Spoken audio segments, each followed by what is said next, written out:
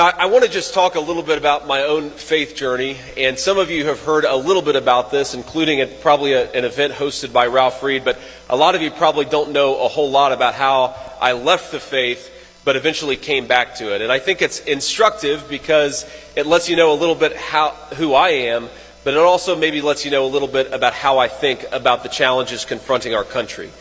Now, I was raised by a working class grandmother because my mother struggled with opioid addiction for a big chunk of my early life.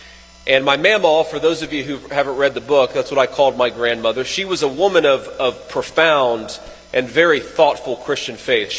Even though she hadn't graduated from high school, my grandmother thought more about what the Christian faith required of her and required of me than any person that I've ever met. She read the Bible every single day, and she was a person who loved the Lord with all her heart. Now, she was also a woman of great tensions, because as much as she loved the Lord, she also loved the F word. And I will say, as the father now of a 7-year-old boy, a 4-year-old boy, and a 2-year-old girl, there are real consequences to talking like Mamaw did at home. And, you know, the person who I'm, of course, most thrilled to have here, with all due respect to the dignitaries and leaders here today, is, of course, my lovely wife, Usha. Usha, it's...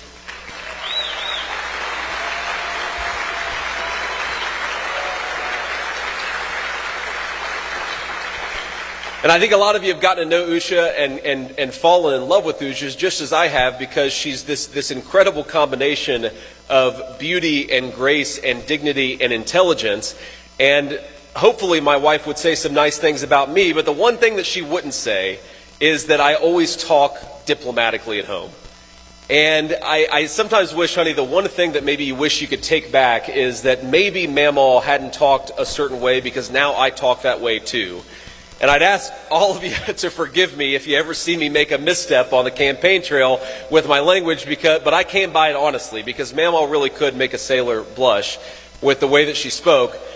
And I will tell you this story that, you know, we have, like I said, 3 little kids, and when our 4-year-old was 3 years old, you know, we would often go back and forth, go back and forth between Ohio and D.C., and we like to take our kids to D.C. with us, and of course like to take our kids back home. And, you know, my son, we were on a Delta flight, and I remember wondering if anybody on the flight knew who I was, and hopefully they didn't, because, you know, I had a baseball cap on and just didn't look especially great. Probably hadn't showered that morning, was just, you know, trying to wrangle a 3-year-old on the airplane. And then my son drops a Biscoff cookie between the 2 seats, and he says, "Well, oh,"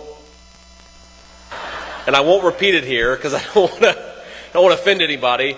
But then about 12 heads jerked around and looked at me simultaneously, and everybody knew at that moment that Senator Vance was a terrible father.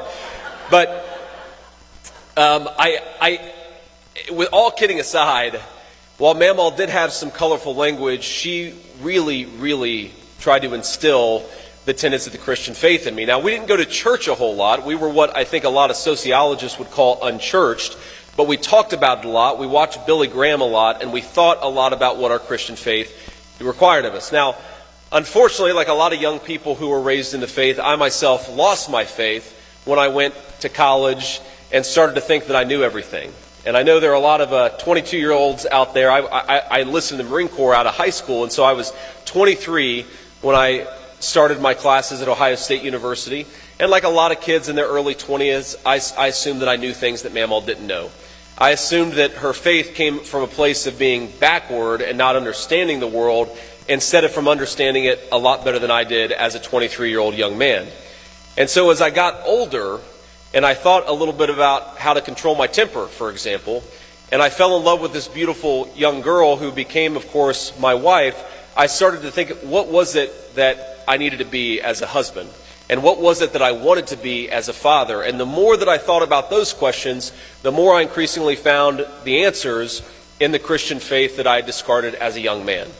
And that realization that the basic truths about being a good man, about being a good husband, about being a dedicated father, those truths found their best expression in the Christian faith of my grandmother, and that led me back to Jesus Christ. And that, thank you.